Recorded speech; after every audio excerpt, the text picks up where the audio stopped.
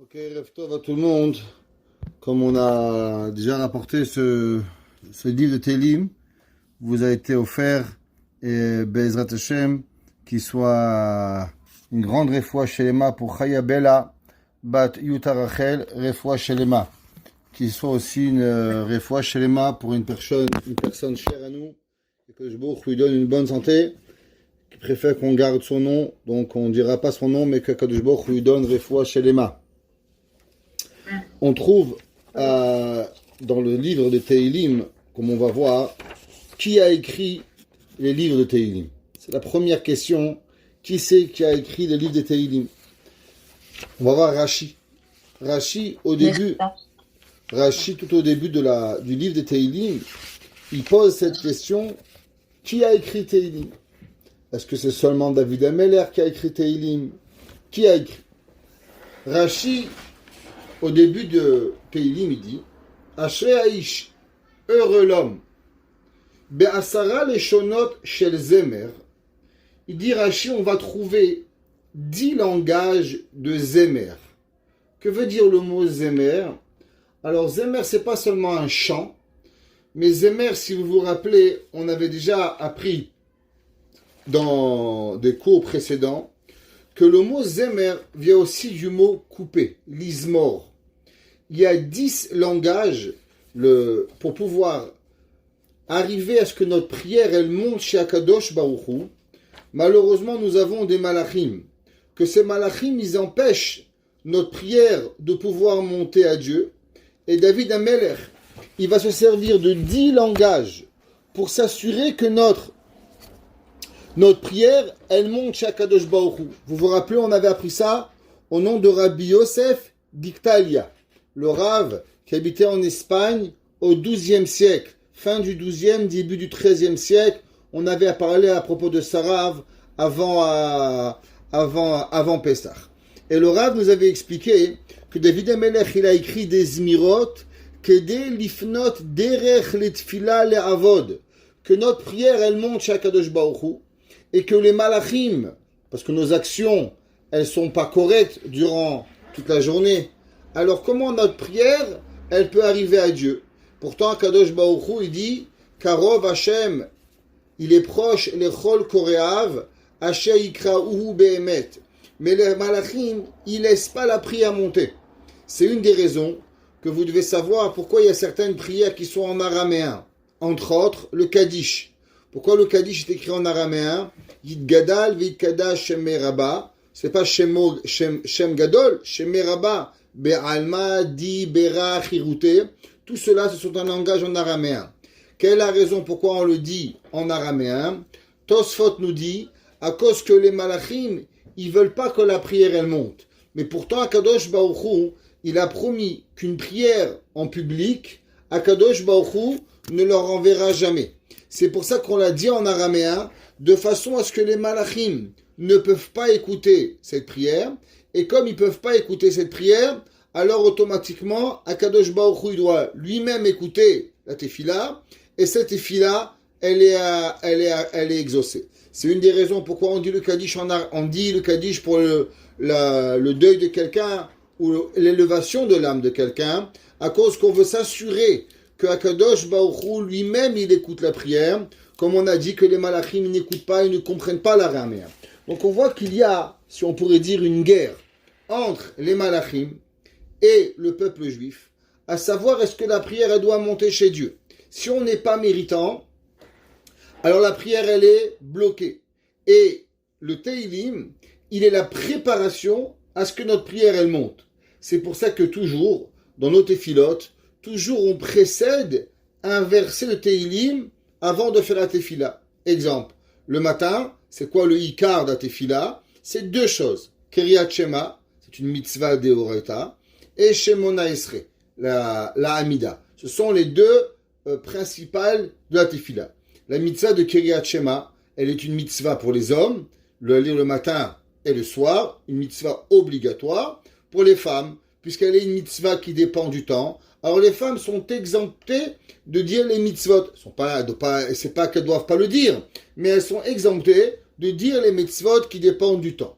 À l'inverse, la mitzvah de tefila, les femmes ont l'obligation de faire au moins une tefila par jour. C'est la halakha. Mais pourtant, on voit que Chachamim, qu'est-ce qu'ils ont fait? Ils ont instauré plusieurs versets de Tehillim avant de dire Shemona Esrei. Pourquoi on ne dit pas Modani Lefanecha, les brachot, Shema, et tout de suite Shemona Esrei? Pourquoi on a les Pesouké des Imra? Encore une fois, ce verset Psukim, verset des Imra. Alors si on traduirait le mot normal, c'est Zemer, c'est un chant. Pourtant c'est pas un chant. La Gemara dit qu'il est interdit de faire la Torah comme des chants. Alors que veut dire le mot Zemer? Nous dit Rabbi Yosef Rikantia que le but, il est Giktalia. Il dit que le but, c'est de préparer à ce que notre prière, elle monte chez Akadosh Baruch Hu. On avait déjà enseigné une fois, il y a environ 5 ans de ça, donc on avait appris le livre de la Tefila qui avait été écrit par le Mashgiach de l'écoute Rav Nathan Zvartzvogel, et il avait dit que si vous vous rappelez pourquoi on commence la prière tous les matins avec Hashem Sefatai Tiftach Ufi Agit Ilatecha. On a déjà lu là 3/4 de la prière, et quand on arrive à la Shemona Esrei, on dit Hashem Sefatai Tiftach. Non, Hashem Sefatai Tiftach dit Modé Ani, Hashem Sefatai Tiftach, il fait la prière. Pourquoi on attend juste au moment d'Hashmona Esrei pour pouvoir faire Hashem Sefatai?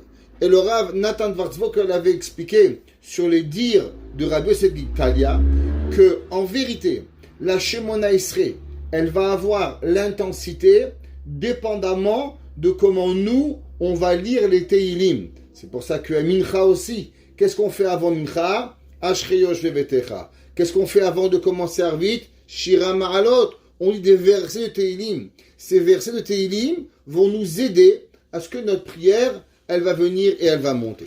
Il dit Rashi, Be'asara leshonot shel zemer.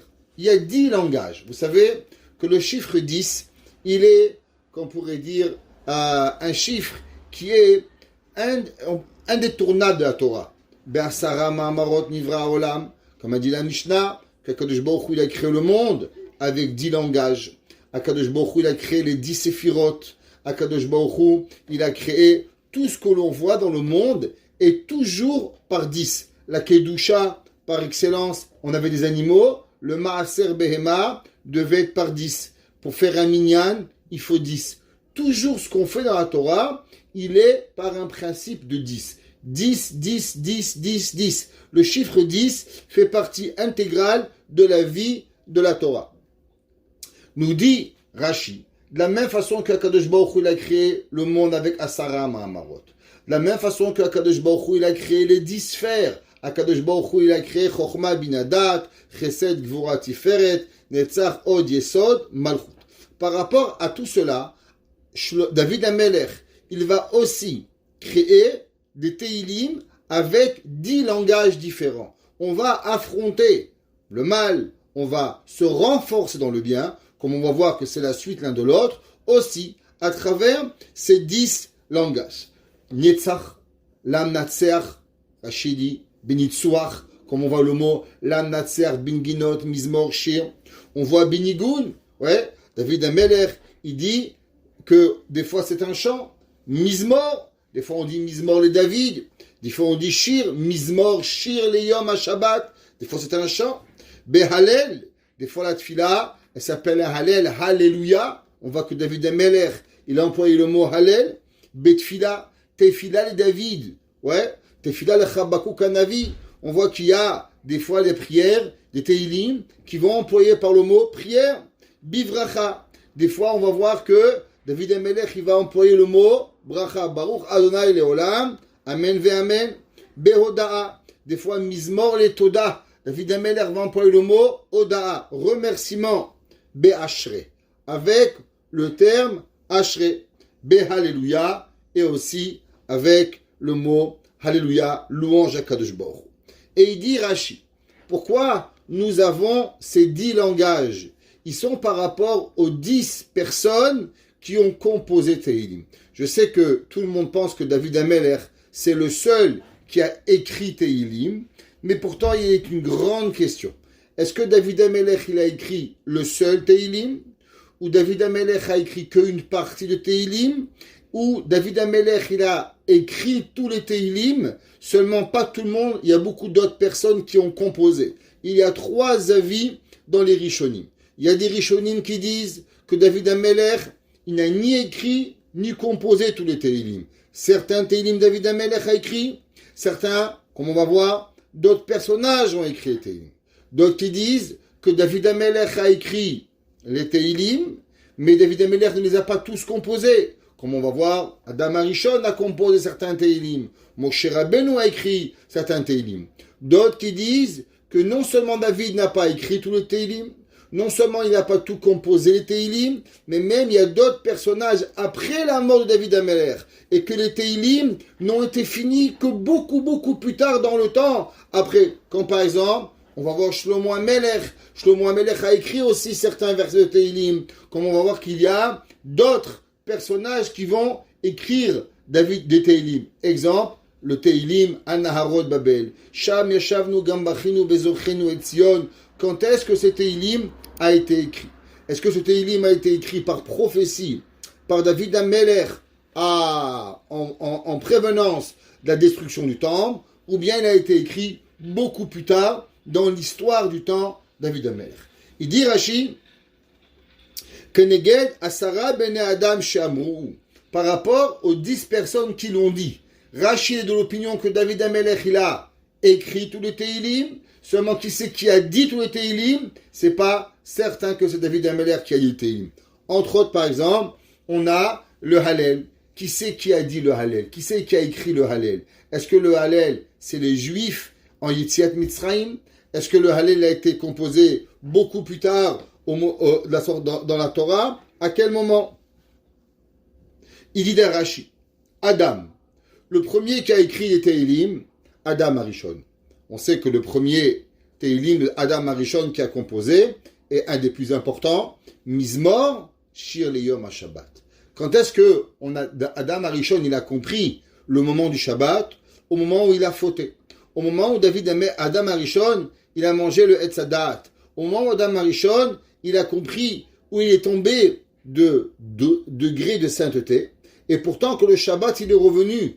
Il a eu cette nouvelle Neshama Etera, cette Neshama supplémentaire. Il a dit, waouh, qu'est-ce que c'est Shabbat? Mizmor Shir Leyom HaShabbat. Ça vaut la peine de pouvoir faire Shabbat. Shabbat ne veut pas seulement dire le jour du Shabbat, mais on sait que Shabbat vient aussi du mot bochet, vient du mot la honte. À ce moment-là, il a compris à quel niveau il était tombé. On sait que David Amelech aussi, il a Adam Arishon, Mizmor Shir Leyom HaShabbat, c'était le jour HaShabbat, qui vient du mot Tshuva, qui vient du mot David Amelech. Il a fait un repenti total sur Akadosh Baruch Hu. Malki Tzedek. Qui était Malki Tzedek? Malki Tzedek était Shem ben Noach, ou Malki Tzedek Melech Shalem, et Malki Tzedek était le roi de Yerushalayim. Otzi Lechem Veyain, il a sorti du vin et du pain à Avraham Avinu, Veu Kohen El Elyon, et il est un prêtre à Kadosh Baruch Hu. Malki Tzedek, sa fille, était ni plus ni moins que la femme de Yehuda, Tamar, qui était sa belle-fille, qui va devenir sa femme, la maman de Mashiach. Et bien Malki Tzedek, il était un des compositeurs de Tehillim, nous dit Rashi. Avraham Avinu a composé plusieurs Tehillim. Moshe Rabbeinu, Yoshev Beseter Elyon, entre autres, Moshe Rabbeinu va composer ce Tehillim Yoshev Beseter Elyon au moment où il va, Vinoam Adonai Eloheinu Ma'asenu Kolenu Tefila le Moshe Isha Elohim. Moshe Rabbeinu va composer ce verset Tefila le Moshe. David Amelech a composé une grande partie des Tehillim, comme nous voyons à la fin des Tehillim 40, c'est marqué Kalou Tefila Ben Ishai. Ils ont terminé les Tehillim de David Amelech. Donc on voit que David Amelech, c'est lui qui a composé, en tout cas, une grande partie des Tehillim. Bezat Hashem, durant le cours, on va arriver et on dira à chaque Tehillim quand est-ce qu'ils ont été composés et par qui chaque Tehillim a été composé. Donc David Amelech a composé une grande partie lui-même de Tehillim et n'a pas seulement écrit. Shlomo Amelech, Shlomo HaMelech, il a écrit aussi certains Tehillim. D'après certains, il ne les a pas écrits, et c'est David HaMelech qui a écrit pour son fils Shlomo. Malgré que c'est marqué la Natsea li Shlomo, mais on va voir que d'après les Mefarshim, Behemet, c'est pas Shlomo HaMelech qui les a écrits, mais c'est David HaMelech, en pensant à son fils Shlomo, qu'il a écrit les Tehillim. Asaph. Qui était Asaph? On va voir. Asaph était le fils de Korach, ou Shloshet Bene Korach. Et il y avait 3 enfants de Korach qui ont aussi écrit les Tehillim. On va voir qu'il y a dans les Tehillim un monsieur qui s'appelle Yedutun. Si vous prenez le Tehillim 62, vous allez voir dans le Tehillim 62, c'est marqué comme ça. Samerbet, si vous avez votre Tehillim devant vous, la Matseach al Yedutun Mizmor le David. Alors, qui c'est la Matseach, ce chant? Ouais, al Yedutun. Qui c'est Yedutun? De qui nous parlons ici sur ce monsieur Yedutun? Nous dit Rashi, Vechalukim al Yedutun. Il y a une discussion à savoir qui est Yedutun. Yesh omrim Adam. Il y en a qui disent Adam Arishon. Kemo shekatu bedivrei yamim. Ve'yesh omrim en Yedutun basefer hazeh ala al shem haddatot v'adinin shel gezerot she'avru ala ve'al Israël. Il y en a qui disent que non, c'est pas un autre personnage, mais Yedutun, c'est une situation qui va être par rapport à l'exil que le peuple juif va avoir durant les millénaires. David HaMelech, il va écrire certains Tehillim.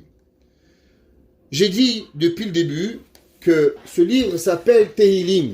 Pourtant, vous savez que le nom des versets, comment il s'appelle ce livre?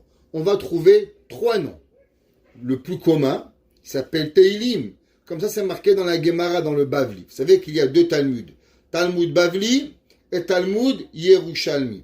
Pourtant, on va voir que dans le Talmud Bavli, on emploie le mot Tehillim, qui est Moshe Katav David HaMelech, Besefer Tehillim. Comme ça que c'est marqué Behemet aussi, dans la Mishnah, dans Pirkei Avot. La Mishnah dans Pirkei Avot, elle dit que le Sefer Tehillim, il s'appelle Tehillim. Dans le Malbim, il dit que le Sefer Tehillim ne s'appelle pas Tehillim, mais il s'appelle Tehilot. Un autre nom. C'est pour ça que vous prenez le Malbim, vous voyez pas marqué là-bas Sefer Tehillim, mais vous voyez le mot Tehilot. C'est comme ça qu'il s'appelle. Et il y a dans le Yerushalmi. Le Yerushalmi, il dit, vous savez comment il s'appelle le Sefer Tehillim?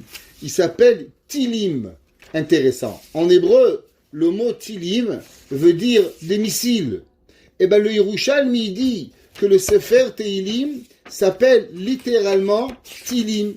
Il s'appelle le livre des missiles. Incroyable. Alors, aujourd'hui, on est vraiment dans la compréhension de qu'est-ce que ça veut dire ce mot Tilim. Mais ça veut dire que, quelque part, le Sefer Tehillim, il a été écrit pour pouvoir protéger le Ham Israël de tout le mal qui pouvait nous avoir.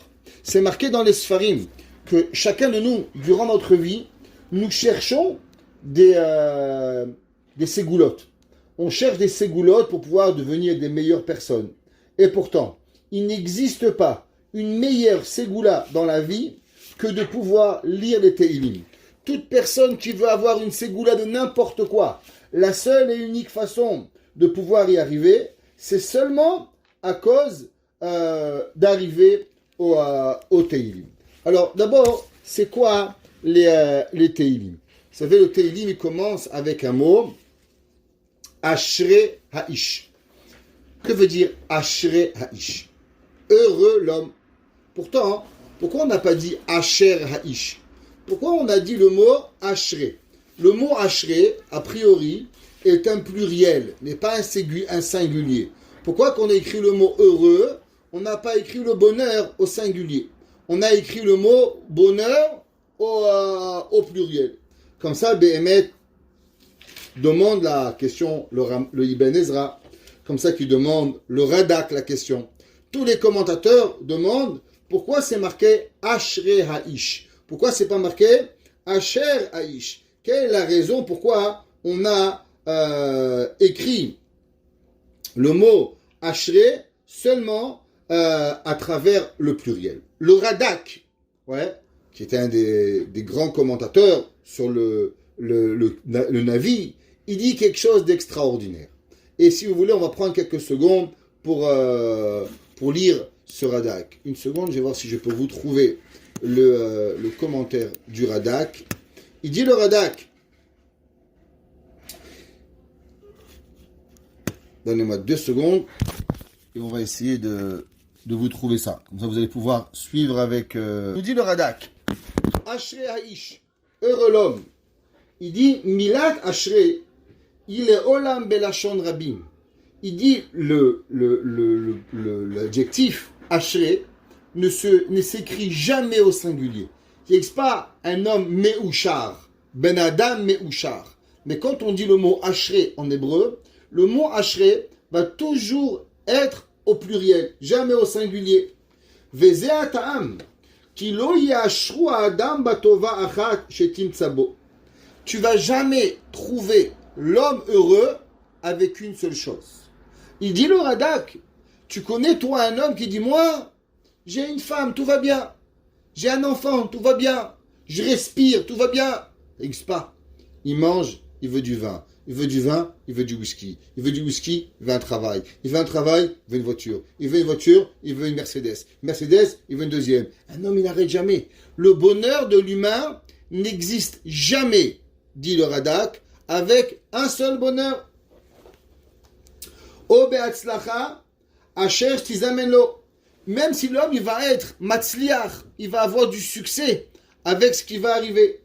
Et la betovod rabot, seulement et uniquement quand l'homme aura plusieurs bonheurs. Sheimatsubo yomru alav ashrav. Seulement quand l'homme, il va être avec plusieurs bonheurs. Quand l'homme, il aura du bonheur à droite, à gauche, devant, derrière, il sera en multiples bonheurs. C'est là que l'homme il sera véritablement heureux. Vekalal David Bezeh Mizbor Torata Adam. Et il dit le Radak, qui a écrit ce Teilim? Alors on voit que David Amelech il a écrit ce Teilim. Et David Amelech il a inclus à l'intérieur de ce chant Torata Adam, la vie de l'homme. Uma Sheraou lo la'asod bazeh ha'olam. Et David Amelech il t'a dit, qu'est-ce que l'homme il doit faire pour être véritablement heureux dans ce monde? Et le bonheur qui sera gardé pour les tzadikim.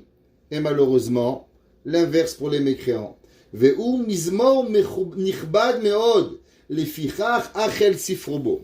dit le Radak, ce chant, ce premier chapitre de Teilim, est extraordinaire.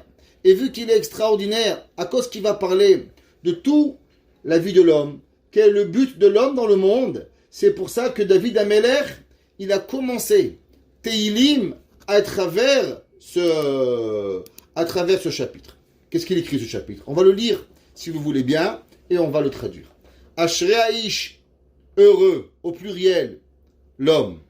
Asher lo alar be'atzad reshaim, qui n'est pas été dans les chemins des mécréants.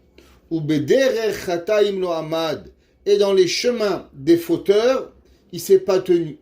Ou bemoshav letzim lo yashav, et dans l'endroit, dans les assises des moqueurs, il ne s'est pas assis. Et on va voir qu'est-ce que ça veut dire. Ki im betorat Hashem chefzo, car seulement la Torah de Dieu, il va vouloir, ou betorato yehege, et dans sa Torah, il va étudier. La Gemara, elle dit, pourquoi c'est écrit une fois Betorat Hashem, la Torah de Dieu, et après c'est marqué ou Betorato et sa Torah. Est-ce que c'est ma Torah ou c'est la Torah de Dieu? La Gemara dit ça dépend. Quand un homme il étudie jusqu'à 100 fois, c'est Torah Hashem, la Torah de Dieu.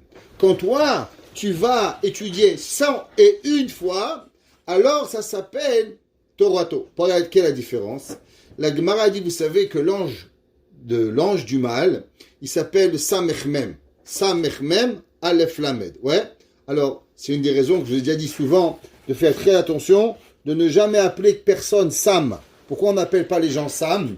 Il dit Rabbi Yehuda Chassid que toute personne qui s'appelle Sam, l'orahinu, on n'a jamais vu un homme qui s'appelle Sam et que son maza il a été bon. Pourquoi? Il dit parce que le mot Sam, c'est le nom du mauvais malach. C'est le nom du malach de la mort, c'est le nom du Yetzer Hara, c'est le nom de tous les malheurs du monde, il s'appelle Sam.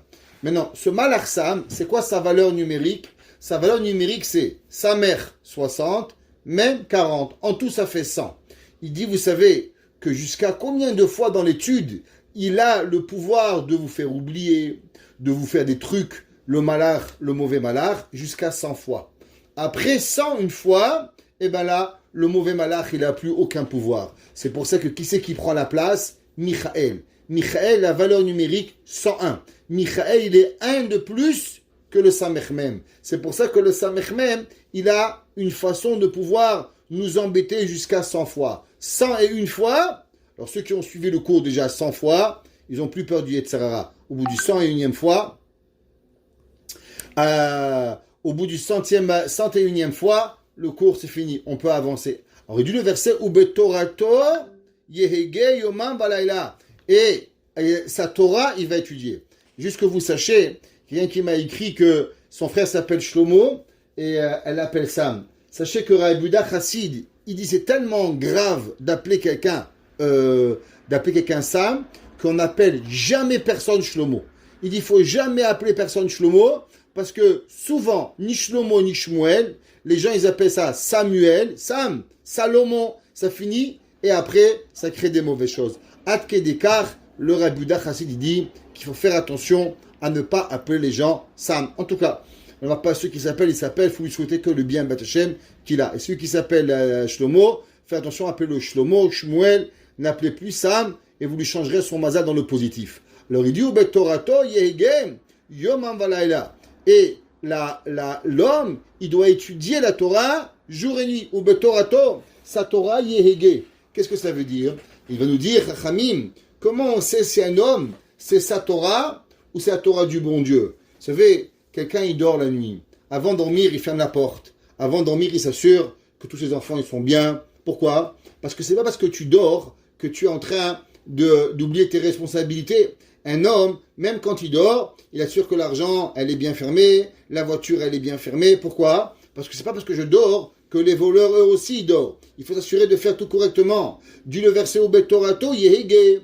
Et comment tu sais que tu vas étudier la Torah? Yomam Balayla. Si l'homme étudie la Torah que la journée et le soir il y picsou, alors automatiquement c'est pas la Torah, c'est la Torah du bon Dieu. Mais si jour et nuit il s'intéresse à la Torah, alors au Betorato Yehege. Sa Torah est à lui et tu diras Yomam Balayla. Et c'est quoi? Comment on peut étudier la Torah jour et nuit? Rashi dit que le mot Yehege, ça veut dire dans le cœur.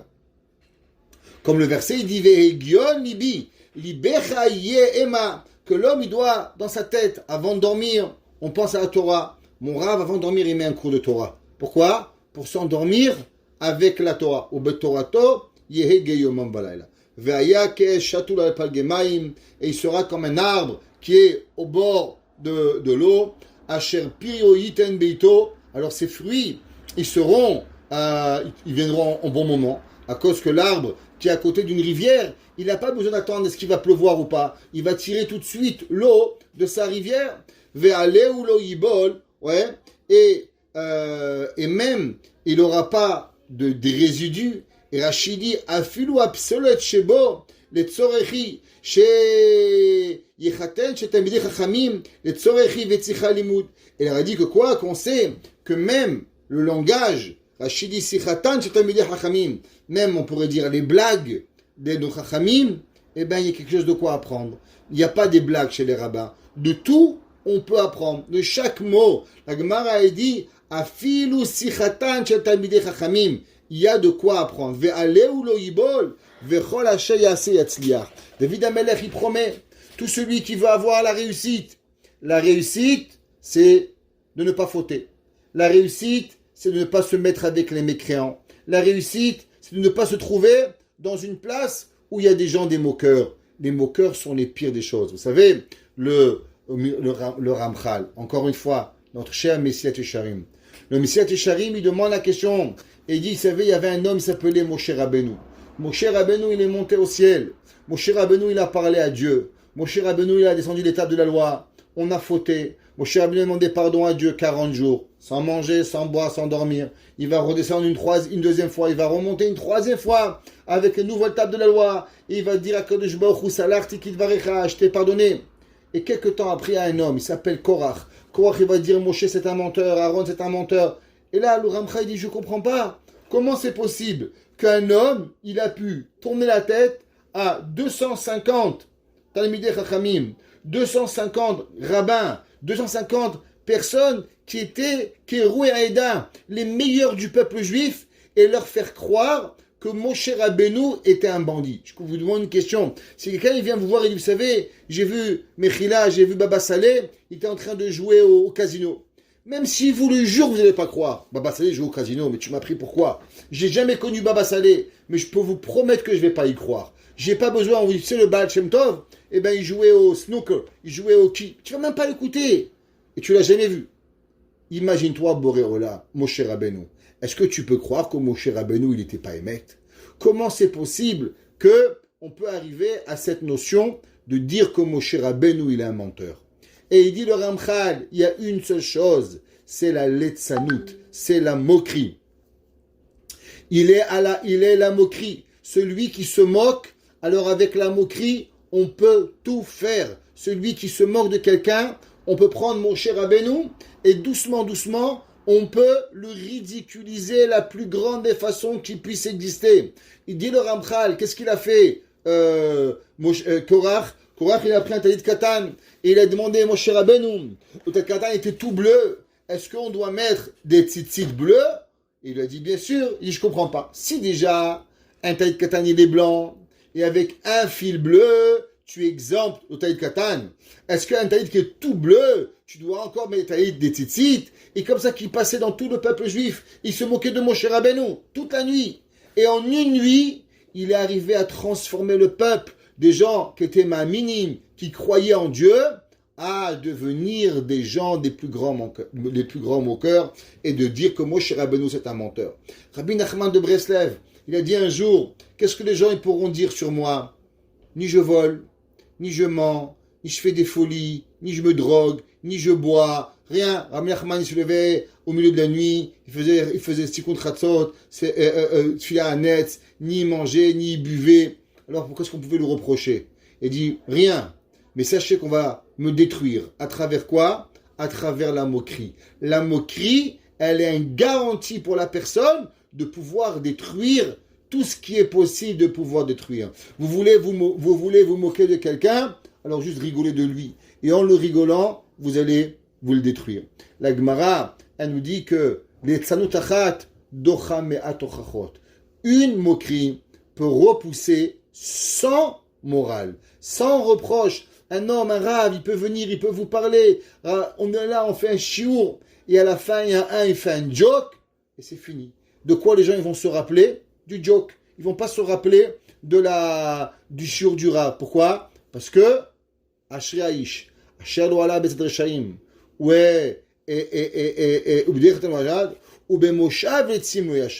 les moqueries, c'est la pire des choses qui va arriver. Et le verset il continue et il dit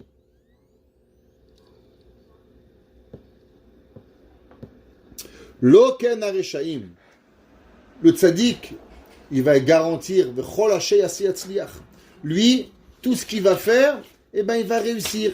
Il va à Kadosh Baruch Hu, il lui promet la réussite dans tout ce qu'il va faire. Est-ce qu'il y a une plus grande bracha dans la vie d'avoir siyata dishmaya? Eh ben, Teilim, il dit, David Amelech, il prophétise. Et il dit, fais ce que je te dis, étudie la Torah, comporte-toi bien, garantie du succès. Et on va voir qu'est-ce que ça veut dire. Loken hareshaim, pas comme ça les mécréants. Ki im kamotz asher tidefunu ruach. Vous savez, il y a l'épi, et dans l'épi, il y a la paille. Et en haut de la paille, il y a un petit morceau qui est très volatile. Ça s'appelle du motz en hébreu. Et il dit, David Amelech, Loken hareshaim. Les mécréants, eux, qui im kemotz, ils vont être comme cette brindille. Asher tidefenu ruach, que le vent va venir et il va les enlever. J'ai même pas besoin de Dieu. Al ken lo yakumu reshaim bamishpat, les mécréants, ils se lèveront pas dans le mishpat. Vachataim be'ad tzadikim, et ils seront les fauteurs dans l'assemblée des justes. Ki odea Hashem derer tzadikim. Et là tu te demandes, ouais mais comment on sait si on est tzadik ou on est racha? David Amelech, t'inquiète pas, tu sais qui connaît qui est tzadik et qui sait qui est racha? Ki odea Hashem, car le Boré Olam, le créateur du ciel, Yodea Hashem, Akadosh Baruch Hu, il sait, derer tzadikim, le chemin des justes, vederer reshaim, et le chemin des mécréants, toved, il va te faire perdre. Il dit le Chida. Le Chida, il y a un commentaire qui s'appelle Chomat Enecha.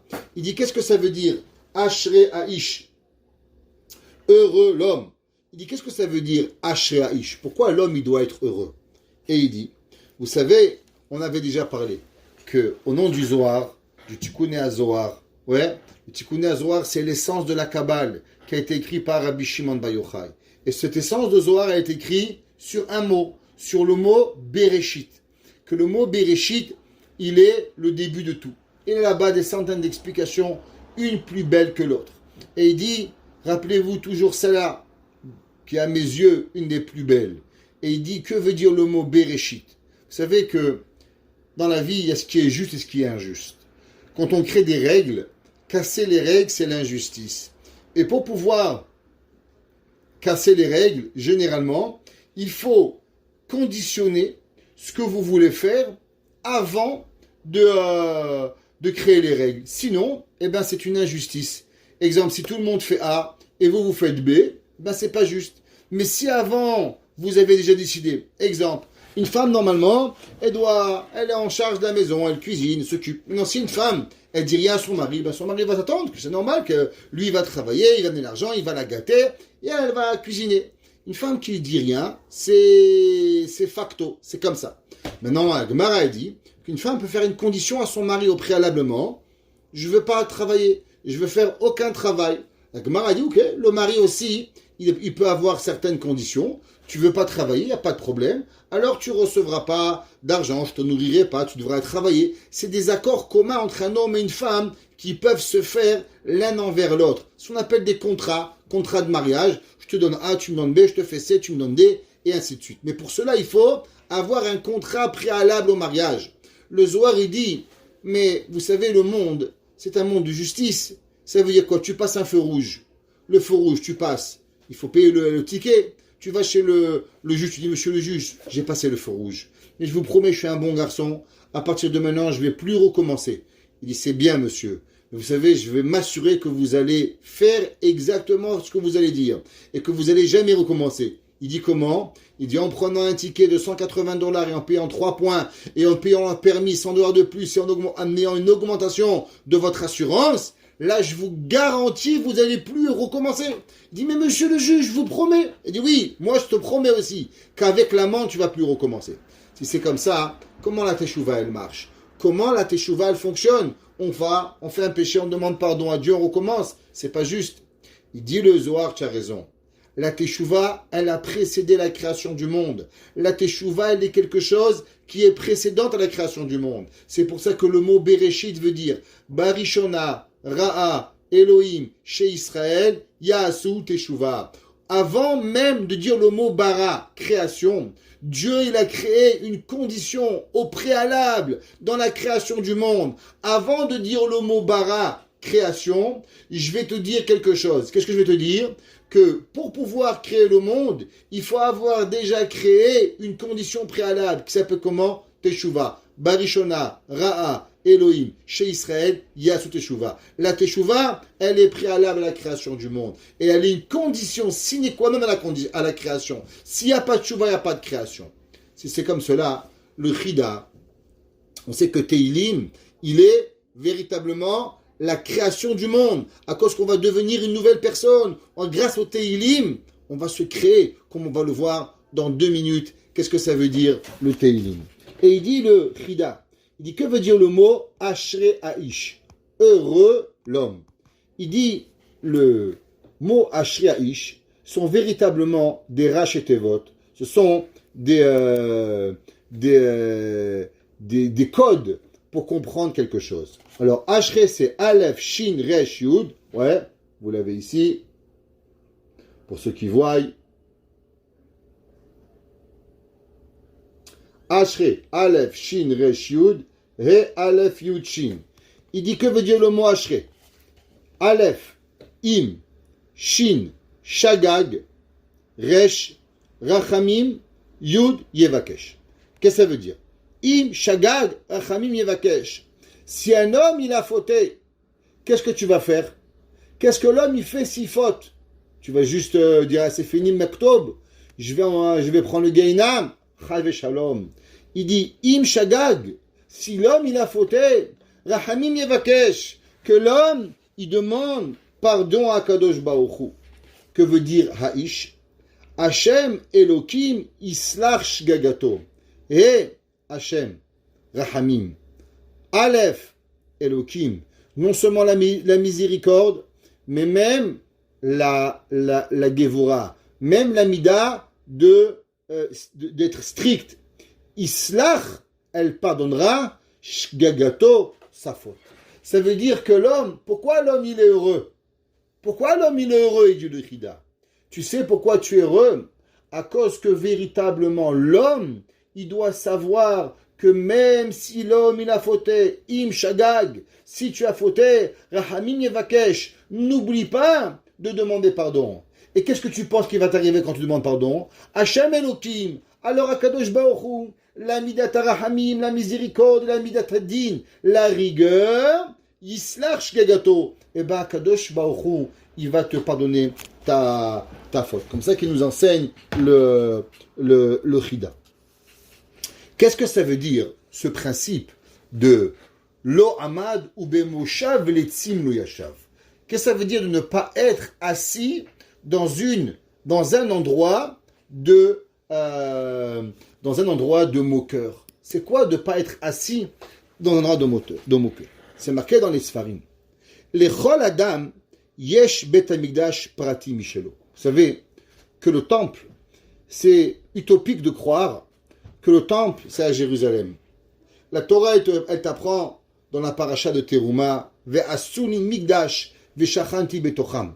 Et faites-moi un sanctuaire, ve'shachanti betocham, et je résiderai parmi vous. Ça veut dire qu'il faut avoir dans nous un Bet Hamikdash. La Gemara, dans Masechet Brachot, Daf Lamed Gimel, dans la page 33, elle dit Kol mi sheyesh bo de'a. La Gemara dit tout celui qui a un petit peu d'intelligence. Que ilu nivne baet Hamikdash beyamav. Tout celui qui n'est pas bête. Tout celui qui ne se comporte pas comme un hamar. C'est quoi se comporter comme un hamar? C'est quoi être un bête? Vous savez qu'est-ce que c'est un bête? Vous savez, si je ne me trompe pas, c'est le Ramban, il dit pourquoi on mange des poissons avec des écailles et on ne mange pas des poissons sans écailles? Il dit parce que tous les poissons qui ont des écailles, ils ont la possibilité de remonter le courant.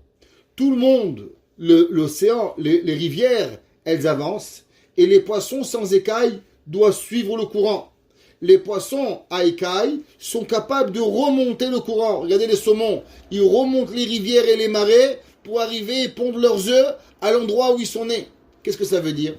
Chachamim, ils nous disent qu'un homme qui sait s'arrêter 2 secondes, le monde entier, il est en train de poser la question, on fait le vaccin, on ne fait pas le vaccin. C'est tout, tu crois que c'est ça Corona? Vaccin, pas vaccin? Tout le monde, il fait quelque chose. C'est ça le monde. Tu crois pas qu'il faut poser d'autres questions un peu plus intelligentes? Qui, que, quoi, où, quand, comment? Il est passé Shavuot. Qu'est-ce qu'on fait? Comment on fait? Est-ce que c'est à quelle heure on mange? À 8h ou à 9h? Ah, j'ai faim, j'ai soif. Tu crois que Shavuot, c'est juste savoir quand est-ce que tu vas manger parce que ton ventre, il fait gargouillette? C'est ça Shavuot? Shavuot, c'est pas perdre une seconde. Shavuot, c'est la nuit entière. Si on aurait pu étudier pendant 4 heures, 5 heures, alors on a un feu qui nous a brûlé à l'intérieur. On peut même pas s'arrêter d'étudier la Torah. On peut parler 4 heures sur une question. Une question, on peut parler pendant 4 heures à Shavuot. C'est Misheshto Dea. Celui qui a un petit peu de pensée. Celui qui a un peu de pensée, il essaye de maximiser son temps de Shavuot à chaque moment de sa vie. Vous avez raté Shavuot, c'est pas grave. Vous avez encore 7 jours pour vous rattraper. Rattrapez-vous pendant 7 jours. Priez à Kadosh Baruch Hu. Veten beliben ubina lehavin lehaski lishmoa ilmod lamed. Prions à Kadosh Baruch Hu de la Torah, de l'intelligence. Parce que comme on voit que le verset il dit, qui est l'homme qui ne va pas tomber dans la bêtise? Seulement celui qui dit la Torah. La Torah, elle nous protège de la bêtise. Celui qui est bête, c'est celui qui n'étudie pas la Torah. Pourquoi? Parce que tu as une arme et tu t'en sers pas. L'homme, il tombe dans la mer, il y a une bouée, il dit non, moi je veux nager tout seul. Et tu vois pas, il y a une vague de 40 mètres, non, t'inquiète pas, et il coule. Quand il va monter chez Dieu, on va lui dire pourquoi tu t'es suicidé? Moi je suis pas suicidé, il y avait une vague. Il dit mais non, je te donne une bouée, pourquoi t'es pas monté dedans? Pareil, la Torah, elle nous donne du da'at. Ve'alkar, metzu ve'kol adam ve'adam Israël, livnot et bet amida shel aprati shelo. Chacun de nous, nous avons l'obligation de construire notre temple à l'intérieur de nous. La Gemara a dit que tout celui qui a du da'at, alors il a construit le temple. Qu'est-ce que ça veut dire le avoir da'at? De construire sa emuna. Asaga belakuto idbar da'at de kedusha. L'homme, il doit arriver à la compréhension de Dieu. Ergishim adinim vekedoshim.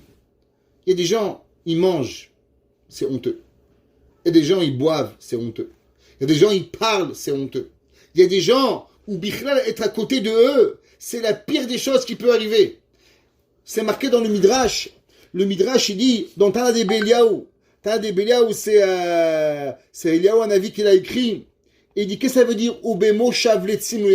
À combien on doit s'éloigner des gens qui ne sont pas de notre niveau spirituel? Il dit, Yishmor Adam Dvarim Belibo. Un homme, il doit garder dans son cœur, Shelo Yaase Shutfut Dvarim Imracha Velo Yichot Imoberit. Il dit, un homme, il doit ne pas être en associé avec un mécréant. Un homme, il ne doit pas faire un pacte avec des gens qui ne sont pas corrects. Pourquoi? Parce qu'un homme pas correct, il dit des mots qu'il ne faut pas dire. Il dit des choses qu'il ne faut pas faire. Et alors automatiquement, doucement, on s'imprègne de eux. On devient comme eux. On devient des personnes qui ne sont pas correctes. Il dit, comment ça veut dire? Il dit, éloigne-toi à tous les niveaux. Même au travail. Assure-toi de ne pas les fréquenter. La Torah nous donne des halachot. Exemple, de ne pas boire du vin avec un non-juif. Pourquoi? Pourquoi on a interdit tout le vin qu'un goy touche? De peur que tu vas aller au bar avec le goy et que le goy il va regarder ta fille, il va se marier avec ta fille.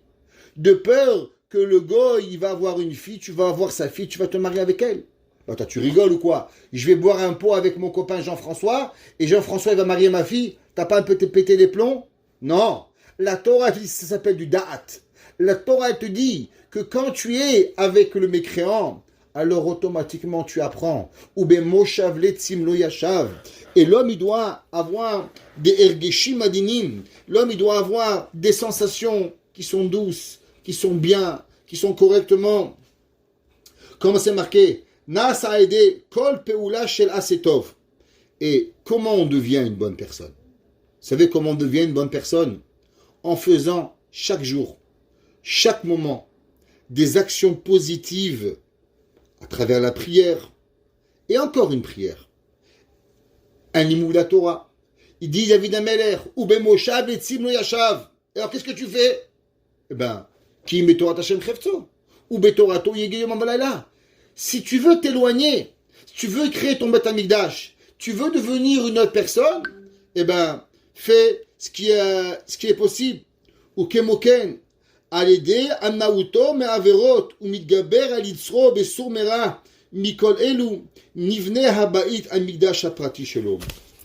Qu'est-ce que ça veut dire? Comment on crée notre propre temple? On crée notre propre temple de deux façons. La première, on crée notre propre temple en faisant la Torah, en faisant les mitzvot, en faisant tout ce qui est correct, mais aussi en s'empêchant de faire le mal. De devenir une personne qui fait le bien. Parce que si une personne elle fait le bien, et même si elle ne fait pas du mal, automatiquement, elle devient bien. Un de nos grands maîtres, Rabbi Pinchas de Koritch. Rabbi Pinchas de Koritch, c'était un grand rave qui vivait en Ukraine, et j'ai eu le mérite d'aller le pèleriner. Le Rabbi Pinchas de Koritch est dans un cimetière dans la ville de Koritch, et là-bas, il marchaient même les Allemands, ils ont bombardé tout le cimetière. Et les gens, ils ont planté des tomates et des patates dans le cimetière, sur les juifs, sur les pauvres juifs. Et il y avait un juif, il a payé très cher pour sauver la tombe de Rabbi Pinchas de Koritch. Et quand vous rentrez là-bas, ceux qui ont déjà rentré quelque part où vous sentez la sainteté qui vous brûle les pieds, eh bien c'est chez Rabbi Pinchas de Koritch. Et un jour, j'ai pèleriné Rabbi Pinchas de Koritch, et il arrive, là-bas, il était minuit du soir. On était 8 personnes. Et j'ai demandé, j'arrive là-bas, je demande, Rabbi Pinchas, s'il te plaît, on veut avoir un minyan. Est-ce qu'on peut avoir un minyan? On veut faire arvit, et on veut prier sur ta tombe, faire les selichot. Au milieu de nulle part. Mais quand je vous dis, c'est un endroit perdu en plein milieu de l'Ukraine. Zéchou du Tzadik. D'un coup, il y a une voiture qui arrive. Il y a 2 juifs qui disent, est-ce que vous connaissez la route? Nous sommes juifs, nous sommes perdus. Là, je lui dis, viens, combien vous êtes? Il me dit, on est 2. Je lui dis, vous avez fait arvit? Il m'a dit non. Et ils sont rentrés, et ils sont arrivés, par miracle, à la tombe de Rabbi Pinchas de Koritch, et on a pu pouvoir faire la prière de Harvit. À combien ce rave, nous n'avons pas d'idée. Le jour de Sukkot, il mérite de voir Avraham, Yitzhak, Yaakov, il les voyait de ses propres yeux, Rabbi Pinchas de Koritch. Il voyait les Shevaroim, il voyait les Ushpizin Kadishin de ses propres yeux. La Gemara, elle dit, qu'est-ce qu'un homme il doit faire pour être un homme pieux? La Gemara, elle dit, il doit étudier 1000 de Nezikin, les lois des dommages. La Gemara dit, il y en a qui disent 1000 des Avot. Il y en a qui disent 1000 des Brachot. Il disait Rabbi Pinchas de Koritch, qu'est-ce que ça veut dire 1000 Nezikin? Il dit, les gens, ils pensent c'est les dommages corporels. Il dit non. Un homme, il doit prier toute sa vie de ne pas blesser quelqu'un avec sa bouche, de ne pas vexer quelqu'un, de ne pas faire quelqu'un souffrir. Des fois, sans s'en rendre compte, on fait quelque chose. Il dit de Rabbi Pinchas de Koritch, qu'est-ce que ça veut dire Ashalo ala be'atzad reshaim? Il dit que, qu'est-ce que ça veut dire Ashre? Il dit que Gon shiega betamudo va'ala legdula. Qu'un homme, il étudiait, il arrivait à la Torah. Malgré tout cela, l'homme, il doit avoir une volonté. Shayach lomar le'adam asher lo asara. Velo alar be'atzad reshaim. Il dit David Amelech, il dit Ashre ha'isha lo alar be'atzad reshaim. Yo, il a encore rien fait ce gars-là. Il a juste pas fait du mal. Il dit Rabbi Pinchas de Koritch, est-ce que tu sais ce que ça veut dire pas faire du mal à un juif? Est-ce que tu as une notion pour ne pas faire du mal? L'homme, il doit béhémet faire tout ce qui est son possible, parce que ne pas blesser un autre, c'est incroyable. Le Yerushalmi dans Gemara Kiddushin, chapitre Gemara, page 81, la Gemara est dit Kol hayoshev ve'en over avera notnim lo schar ke'ose mitzvah. Le Yerushalmi dit que toute personne, que Behemet, vous savez quoi? Il est à la maison, eh bien il fait pas du mal, eh bien il fait Teilim, tu embêtes personne. Akadosh Baruch Hu te donne, comme quoi tu as accompli tellement de mitzvot, juste par le fait que Behemet, tu fais pas du mal. La Mishnah, et maintenant on va pouvoir comprendre ce qui est écrit dans le Zera Shimshon pour ceux qui voient. La Mishnah dans Pirkei Avot, elle écrit comme ça. Dans la Perek Gimel Mishnah Bet. Rabbi Hanania ben Teradion Omer. Rabbi Hanania, fils de Teradion, qui était un des 10 martyrs, beau-père de Rabbi Meir Baalanes. Shnaim sheyoshvim, 2 qui étudient la Torah. Ve'en ba'en divrei Torah. Et eux, ils n'ont pas de Torah. Areze moshav letzim. Ça, c'est déjà une place qui est moshav letzim, une place de moqueur. Et sur ça, c'est écrit Obe moshav letzim lo yashav.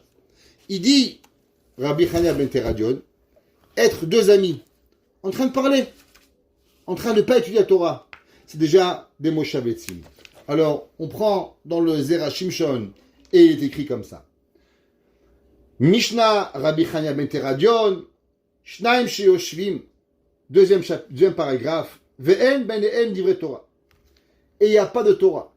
dit Klomar, En tzorer shiasku mamash batora. Il dit, le Zera Shimshon, est-ce qu'on est obligé toujours de parler de Torah? On ne peut pas parler un petit peu, moi je ne sais pas, d'autre chose? Il dit oui. Shedabru bedivre musar vechokma. Il dit, le fait même de parler de morale, de parler de choses intelligentes. Shemitor kach yavu benehem eze inyan shel Torah. Il dit le Zera Shimshon, tant que tu ne te moques pas, tu parles de choses intelligentes, tu vas poser une question, tu vas apprendre un peu de morale, doucement, doucement. Ça va t'attirer à la Torah. Ça va t'apporter à dire des choses de la Torah. Comme c'est marqué à la Gemara dans Souka. Afilu sicha kala shel talmidei chachamim tzicha limud. Comme Rashi l'a rapporté, que même une parole simple de nos sages de Torah, alors déjà, ça a besoin d'explication. C'est marqué dans les livres saints que même raconter une histoire de nos sages, c'est extraordinaire.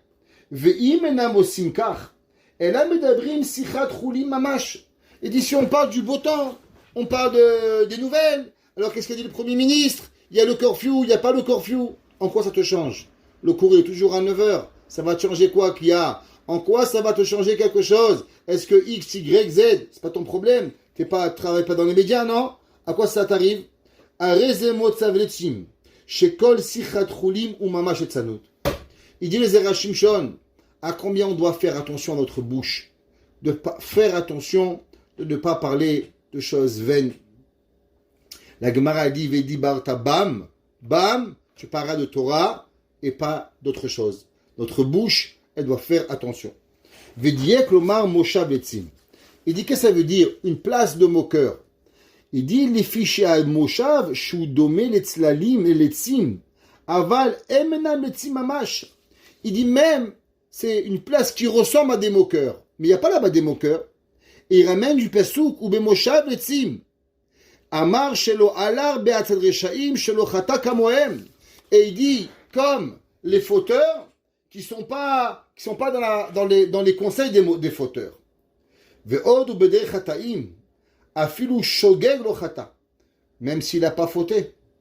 Ou bemoshav etzim, shafilu kemoshav shel etzim ve'enam letzim, kemo anidon shamanu gam bezelo yeshev. Il dit que même si c'est pas ou bemoshav etzim, même que c'est pas en train de te moquer, mais juste des personnes qui perdent leur temps, eh ben généralement ça amène à des mauvaises choses. Généralement, même cela, on veut pas. Ouais. Parce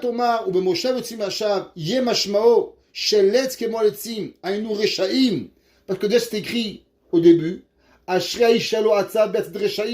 si c'est des moqueurs, des mauvaises personnes, c'est écrit au début du verset, qu'est-ce que ça veut dire? Ça veut dire que même si tu parles pas de mal, juste parler de bêtises, rien de mal. On parle rien de mal, on dit pas de la shonara. Eh bien déjà ça s'appelle Moshav Etzim. C'est ramené au nom de Rabbi Baruch de Mejiboj. Rabbi Baruch de Mejiboj, il dit, une place où il y a des gens qui se sont moqués de quelqu'un, eh bien la place, elle est contaminée. La place, elle est contaminée pour pouvoir, dit la Torah, contaminée pour pouvoir arriver à des mauvaises choses. On sait que la contamination spirituelle, elle existe. C'est pas seulement la contamination qui arrive de la maladie avec le corona, mais ça arrive avec tout. Ou bemoshav etzim, à l'endroit où la personne, elle est là-bas, eh bien déjà, la place, elle doit être changée. À combien on doit rendre notre maison? Qu'est-ce qu'on a dit au début? On a dit que l'homme, il doit rendre sa tête un Beth Amikdash, son cœur un Beth Amikdash, sa maison un Beth Amikdash. Comment on rend tout ça?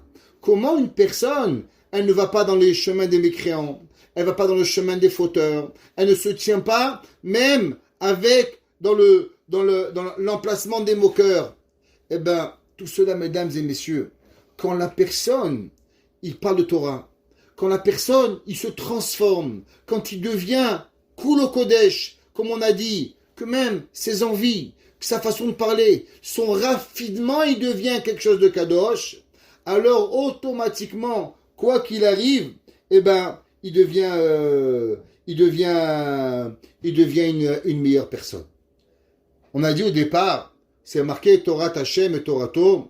Une fois c'est marqué Torah de Dieu, et une fois c'est marqué Torato. La Gemara dit qu'au début c'est la Torah d'Hachem, mais après elle devient ta Torah. Le Zera Shimshon, dans le deuxième chapitre, il le ramène, deuxième paragraphe, et il ramène Be'even HaEzer. Il ramène dans le Shulchan Aruch, Even HaEzer, la quatrième partie des lois des femmes. Dans le chapitre 28, il ramène au nom du tour de Arosh Svirale de Uman Kone Beshvarkeli. On sait que un employé, s'il a créé quelque chose, il a fait quelque chose de mieux, alors il a acquéri. Ve'af atamit chacham shemechadesh chidushim batorah umosif ba nofer mishelo. Il dit, qu'est-ce que ça veut dire la Torah? Ve'torato yehege yomam balayla. Comment elle devient ta Torah? Il dit le Zera Shimshon, vous savez comment elle devient la Torah? La Torah, elle devient quand vous arrivez à un chidouche. Quand vous étudiez, et vous comprenez quelque chose de particulier. Et maintenant, le Rav vous a appris un, et maintenant vous avez compris deux, et vous comprenez trois, et vous comprenez quatre. La Torah, elle devient votre. La Torah, elle se transforme, qu'elle devient une partie de vous. Pourquoi? À cause que la Torah, elle a pris maintenant quelque chose qui s'appelle Torato. Il y a la Torah de Dieu, et il y a ton chidouche. Il y a des gens qui volent les chidushim des autres. C'est comme voler un Sefer Torah. Mais ça s'appelle le Betorato, Yehege, Yomam Balayla. Vekol ze ubien imotora davka. Shara Torah ilanu kekala murasa. Aval yan kuma mitzvot, la vachidina. On sait que dans toutes les mitzvot, on ne peut pas faire une mitzvah différente que Akadosh Baruch Hu nous demande. C'est dit, ouais, moi j'ai envie de faire Shabbat, vendredi, Shabbat, dimanche. T'as pas le droit, mon frère. Shabbat, ça commence à 1h, ça finit à une autre heure. Tu ne peux pas rajouter. La seule chose qu'on peut avoir une partie intégrale dedans, eh ben, la seule chose où on peut mettre notre grain de sel, c'est l'étude de la Torah. Et Dieu Zera Shimshon, c'est pour ça que c'est marqué, Ki im betorat Hashem chefzo, ou betorato yehege yom balayla. La seule chose qu'on peut faire, et qu'on peut acquérir, et qu'on peut vraiment devenir une partie de nous, c'est grâce à l'étude de la Torah. L'étude de la Torah nous permet d'arriver à des niveaux que nous n'avons pas idée. Et cela comment? Grâce à l'étude. Grâce qu'on fait attention avec qui on est ami, avec qui on regarde, qu'on essaie de s'éloigner des péchés, qu'on fait la tefila. Et c'est pour ça qu'il dit Ashrei Haish, heureux l'homme. Pourquoi heureux l'homme? Parce que l'homme d'abord il doit être heureux, que d'abord il y a la tchouva, comme on a ramené au nom du Chida. Si l'homme il est déjà conscient qu'il existe le repenti, déjà tu es heureux. Tu sais que toute ta vie, eh ben, quoi que tu as fait, tu peux rebooster. Tu peux faire un reset, tu peux faire un redépart dans ta vie et tu peux recommencer. Et à partir du moment où tu recommences, alors tu vas pas dans les mêmes passes où tu étais avant, tu vas pas avec les fauteurs, tu te tiens pas dans les moqueurs et ta vie, elle sera composée et elle sera donnée à la Torah. Et si l'homme, il donne sa vie à la Torah, alors il sera comme cet fruit. Que ce fruit-là qui est à côté de l'eau, que dès qu'il va arriver le moment où il aura besoin de quelque chose, eh ben l'eau va le nourrir. Akadosh Baruch Hu, la Torah c'est quoi? La Torah c'est l'eau. L'eau, elle est la nécessité dans le corps de l'homme. Pourquoi Akadosh Baruch Hu, il a comparé la Torah à l'eau? Pourquoi il n'a pas comparé à, je sais pas moi, aux pommes? C'est aussi comparé aux pommes. Mais plus à l'eau, c'est marqué le pasouk. Kol sameh lechul hamaim. Tout celui qui a soif, il boit de l'eau. Pourquoi? Pour t'apprendre une chose. De la même façon que l'eau, elle est une vitalité dans le corps humain. Je ne me trompe pas, je pense notre corps il est à 85 ou 90% d'eau. Eh bien pareil, notre neshama, elle est à 99,9% de Torah. Et si l'homme il remplit sa vie de cette magnifique Torah, alors à chaque moment que vous allez avoir besoin de quelque chose, eh bien le verset il dit Vechol Hashem Yaaseh Yatzliach. Si tu mets la Torah dans ta vie, ton comportement, ta tête, ton intelligence, tu te transformes en petit Beth Amidash, alors tu ne devras plus demander à Dieu de te nourrir, parce que le mange y viendra. Tu n'auras plus besoin de demander à Kadosh Baruch Hu quoi que ce soit. Vechol Hashem Yaaseh Yatzliach. tout ce qu'on fera, on aura l'Atzlacha. Que Dieu nous fait mériter que notre vie au complet, on arrive à accomplir tout cela, de s'éloigner des mauvaises personnes, de toujours penser bien, de toujours vouloir essayer de faire du bien aux Juifs. Et que si des fois, malheureusement, on a fauté, alors on se rappelle, Ashrei Haïch, heureux l'homme que quoi? Que l'homme, il a la possibilité, à chaque moment dans sa vie, de pouvoir revenir à la Teshuvah. Et comment nous revenons à la Teshuvah? Ou Betorat Hashem Cheftzom. Tu as la volonté de la Torah de Dieu, mais quand est-ce qu'elle deviendra à toi? Ou Betorato Yehege. Quand toi, tu auras l'assiduité de la Torah, alors tu iras et tu comprendras quelque chose, alors Kadosh Baruch Hu, en retour, il te donnera la garantie que tout ce que nous ferons, alors Béhémet, nous serons tous en accomplissement et avec une Hatzlacha totale de tout ce que nous avons fait et tout ce que nous ferons. Amen.